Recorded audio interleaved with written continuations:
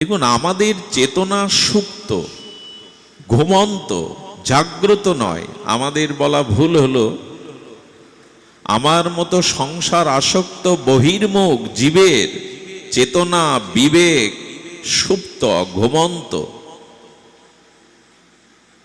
একে কি করে জাগাতে হবে? খুব মার্মিক কথা স্মরণে এলো, যদি হৃদয় দিয়ে শোনেন। হরিকথা কান দিয়ে শুনলে আরাম পাবেন, অর্থাৎ এই শব্দগুলো কর্ণে প্রবেশ করলে কর্ণের রসায়ন হবে। আর যদি আপনি হরিকথা চোখ দিয়ে শোনেন, চোখ দিয়েও শোনা যায়, চোখ দিয়ে গ্রহণ করা যায়, তাহলে এখানে যতক্ষণ ততক্ষণ আপনার মন স্থিতি থাকবে।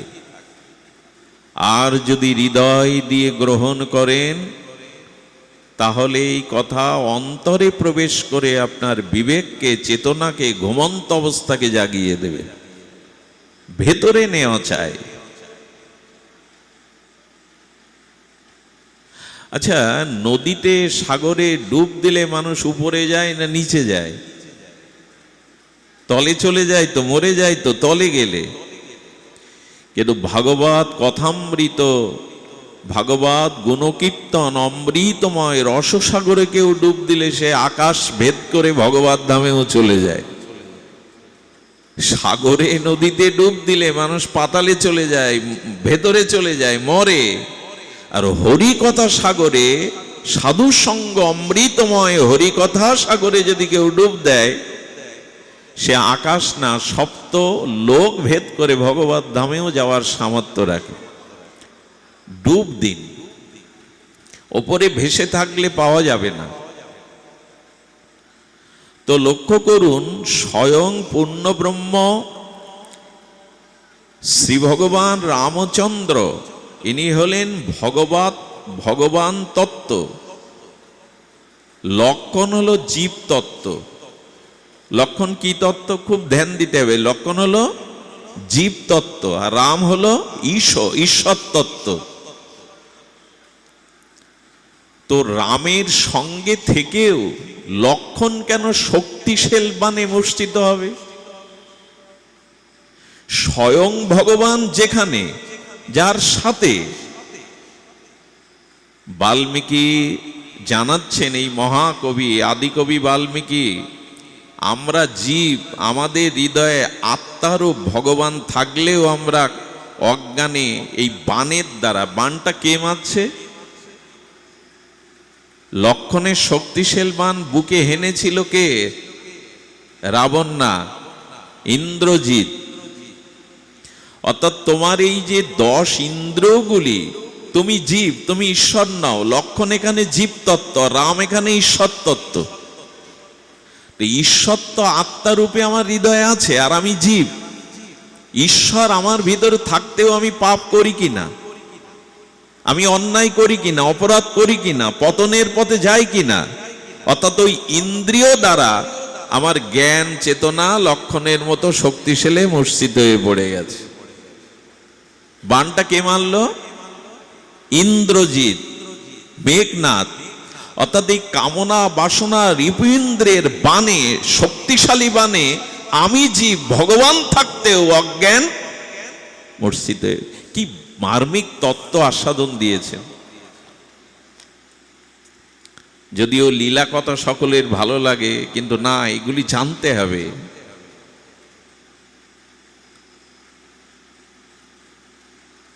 যে ব্যক্তি তত্ত্ব, তো তত্ত্বের দ্বারা ভগবানকে জানো। তো লক্ষণ মূর্ছিত হয়ে পড়েছে, রামচন্দ্রের চোখে জল, ভগবান কাঁদছেন।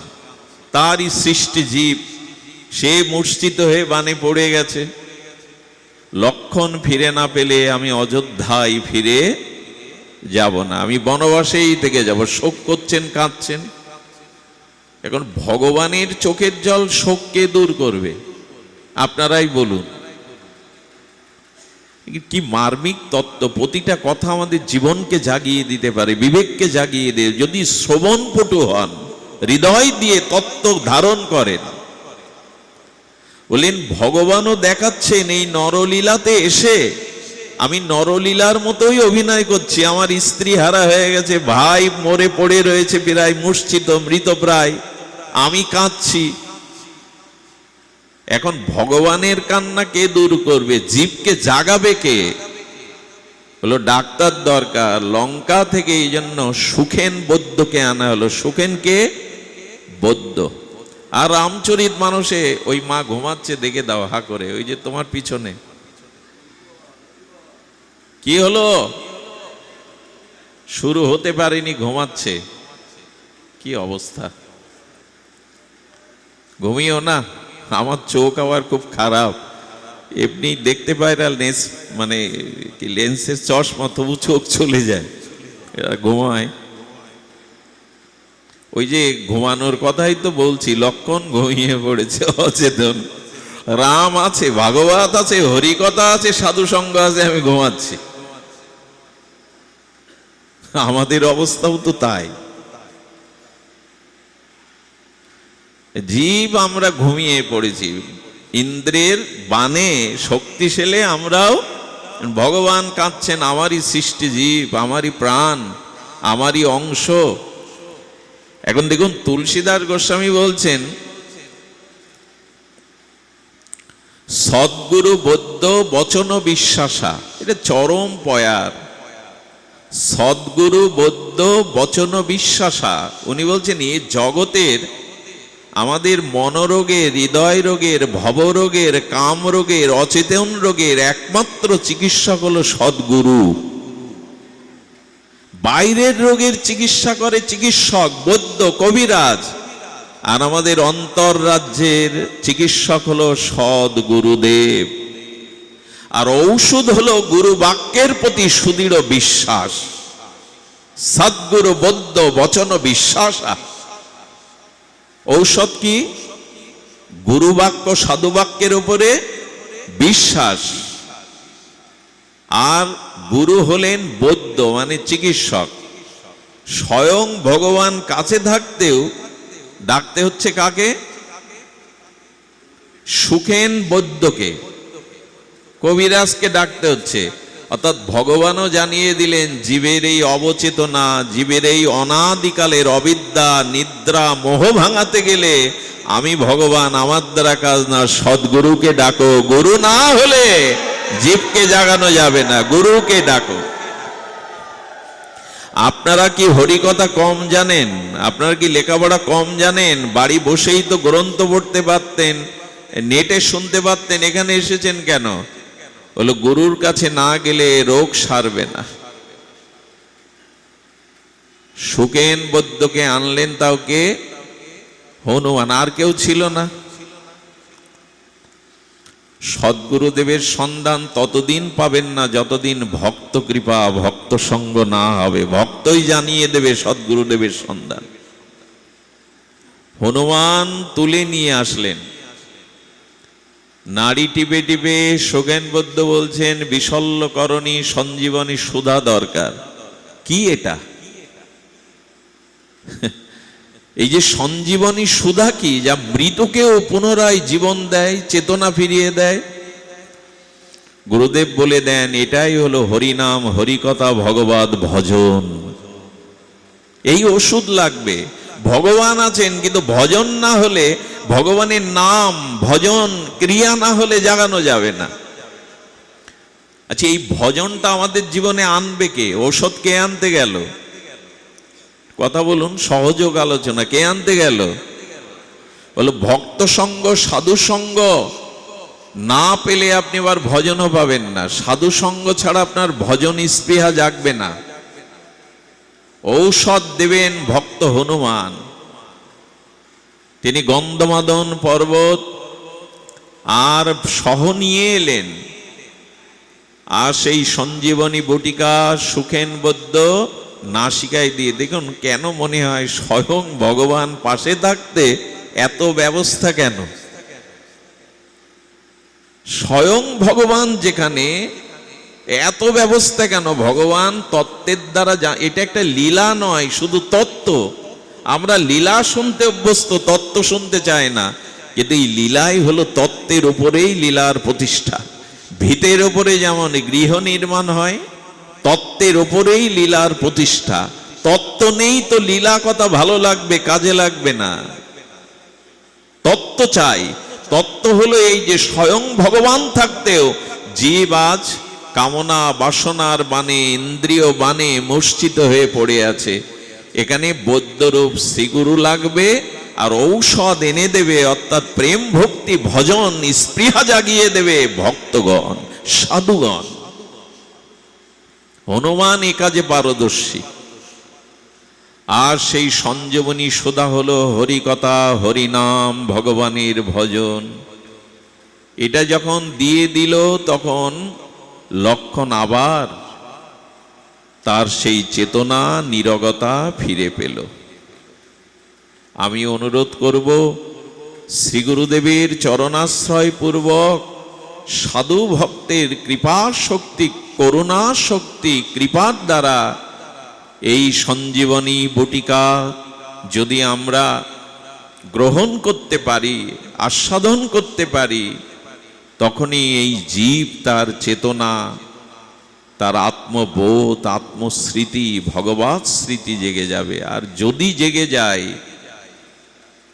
হরি স্মৃতি সর্ব বিপদ বিমোচনম, এই একটা কথার উপরে আজকের আলোচনা।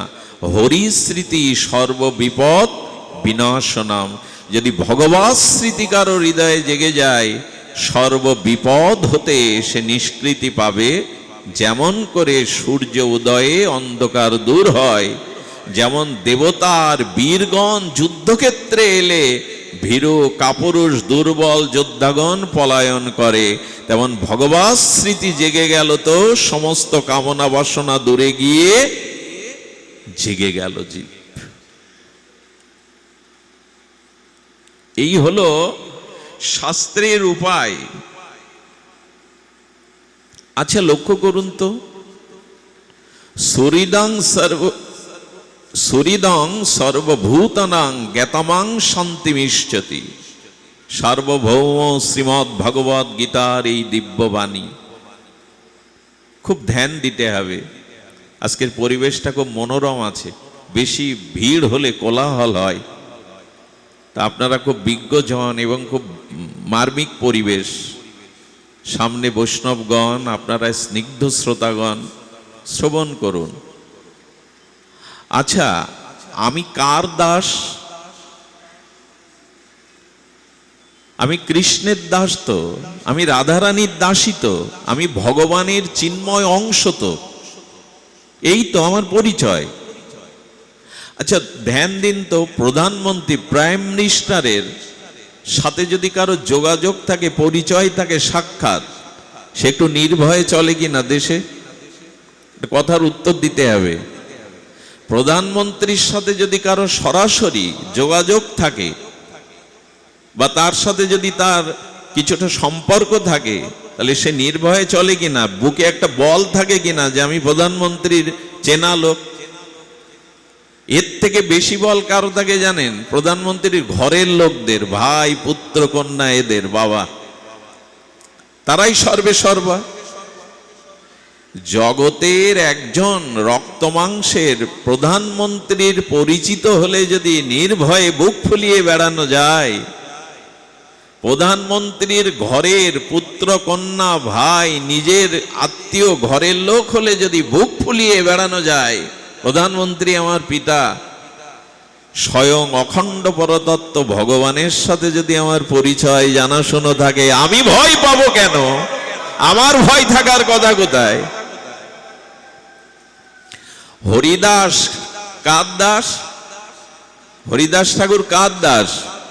হরি নামের মধ্যেই তো পরিচয়, নামের মধ্যে পরিচয় না, হরি দাস। তো সেই হরিদাসকে সেই সময়ের শাসক রাজা বললেন, তুমি হরিনাম ছাড়ো, না হলে তোমাকে মৃত্যুদণ্ড আমি হাতেই দেব। হরিদাসের পেছনে আর কেউ ছিল? বন্ধু বান্ধব, টাকা, ঘর বাড়ি, ক্ষমতা, রাজনৈতিক নেতা কেউ ছিল? কিন্তু হরিদাস কার ছিল? হরির দাস। মৃত্যুর মুখে দাঁড়িয়ে একাকী হরিদাস দীপ্ত কণ্ঠে বলে উঠল, খণ্ড খণ্ড হয় যদি দেহ মন প্রাণ, তবু না বদনে ছাড়িবই। এই শক্তি কোথা থেকে পায় হরিদাস? আমাকে যদি এখন দেশের রাজা ধরে বলে হরিকথা ছেড়ে দাও, নালে কালকেই তোমাকে আমি জেলে পুরব, প্রাণদণ্ড দেব, আমি তো নাকে খত দিয়ে বলে আসবো, আর এই ব্যাসপীঠে বসবো না। কিন্তু হরিদাস কার বলে বলিয়ান? সামান্য চেয়ারম্যান মন্ত্রীর সাথে পরিচয় থাকলে তারা বুক ফুলিয়ে চলে।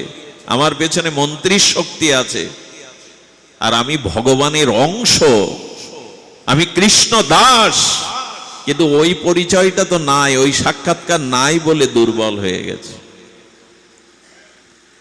আচ্ছা, আমার নামে একটা মিথ্যা মামলা হলো, আমি চিন্তা করছি যে এই মিথ্যা মামলায় আমাকে ফাঁসিয়ে দিল, যে কোডে এই বিচারটা, মানে যে গ্লাসে যে কোডে এই বিচার দিয়েছে, আমার নামে কেস হয়েছে, ওই বিচারক আমার নিজজন, প্রিয়জন। ওই জজ যিনি বিচারক আমার নিজজন, প্রিয়জন। সে রাত্রে কল করছে যে আপনি চিন্তা করবেন না, আমি তো সব জানি আপনার সম্পর্কে, কালকে কোর্টে আসুন, জামিন হয়ে যাবে। আচ্ছা, ওই জেলার দায়িত্বপ্রাপ্ত মন্ত্রী যদি কল করে বলে আমি সব শুনেছি, নির্ভয়ে তুমি কোর্টে যাও, আমি জজকে বলে দিয়েছি, রাত্রে ঘুম হবে তো আপনার? না, ঘুম হবে না? ঘুম হবে। মন্ত্রী বলেছেন, বিচারক জজ বলেছেন এটা মিথ্যা, আমি কালকে, মন্ত্রীর কথা উল্টে যেতে পারে পরদিন সকালে, জজের কলমও ঘুরে যেতে পারে, কিন্তু ভগবান বলছেন ন মে ভক্ত প্রণশ্যতি, আমার ভক্তের কোনো বিনাশ নেই। এই কথায় আপনার বিশ্বাস এলো না, ভরসা এলো না? বোঝা যায় কথা? জজ বললে, মন্ত্রী বললে আপনি নিশ্চিন্তে নাক ডাকিয়ে ঘুমান যে আমার সাজা হবে না। জজের মতামত বললে যেতে পারে, মন্ত্রীর মত বললে যেতে পারে, কিন্তু গোবিন্দ বললেন কোনতেও প্রতি জানাহি নমে ভক্ত প্রণশ্যতি, আমার ভক্তের বিনাশ নাই। এ কথার উপর বিশ্বাস কোথায় আমাদের? মাঝে মাঝে আমাদের শুভঙ্কর পাঠকজি আছেন, খোকন দাদাজি আছেন, কথা তারা রসিক ভক্তজন, হৃদয় দাদাজি আছেন, অনেকবার শুনেছেন ক্ষৌর কর্ম করতে গেলে চোখ বুজে থাকি কিনা, অনেক সময় একটু বাতাস লাগে, ভালো লাগে। আচ্ছা, আমার গলায় যিনি নরসুন্দর ক্ষৌর কর্ম করেন, উনি আমার গলায় কি ধরেন? খুর ধরেন, কিন্তু আপনি ভয় পান তো? বরঞ্চ আরামে আপনার একটু শান্তি হয়, দেহের শান্তি হয়। অর্থাৎ ক্ষৌর কর্মে ওই ধারালো খুর গলায় ধরলেও আপনি বিশ্বাস করেন যে আমার গলায় বসিয়ে দেবে না। 2 লাখ 5 লাখ টাকা দিয়ে হার্ট অপারেশন করতে গিয়ে ওটিতে ডাক্তারের হাতে ছুরি দেখেও বিশ্বাস করেন ও আমাকে মেরে ফেলবে না, বাঁচাবে। পরিবহনে ঢাকায় যেতে গেলে ড্রাইভারকে বিশ্বাস করেন যে ও ভালো ড্রাইভিং জানে, আমাকে পৌঁছে দেবে। অথচ ভগবানের প্রতি বিশ্বাস এলো না, তিনি আমায় রক্ষা করবেন। আগেই বলেছি, রোগ তখনই সারবে সদ্গুরুদেব বৈদ্য, আর সদ্গুরুদেবের বাক্য, সাধু বাক্যে সুদৃঢ় বিশ্বাস, এটাই ঔষধ। এই ঔষধ যারা সংশয় যুক্ত, এই ঔষধ কাজ করবে না। বৈদ্য বচন বিশ্বাসা। এই জন্য গীতা বাক্যে ভগবান বলছেন সুরিদাং সর্বভূতনাং জ্ঞাতমাং শান্তিমিষ্ঠতি। আহা, কত বড় ভরসার আশার কথা।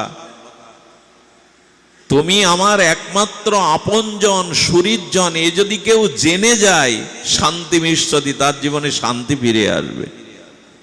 ভগবানকে যদি আপনি আপন সুহৃদ মনে করতে জেনে যান, শুধু মুখে জানলে হবে না, যদি জেনে যান, গোবিন্দ গীতাতে বলছেন শান্তি মিষ্টি, তুমি অবশ্যই শান্তি পাবে। সুহৃদাং সর্বভূতানাং, আমি যে জীবের একমাত্র বন্ধু, একমাত্র রক্ষক, একমাত্র তার চলার সাথী, এটা যদি কেউ জেনে যায়, সে শান্তি অবশ্যই পাবে।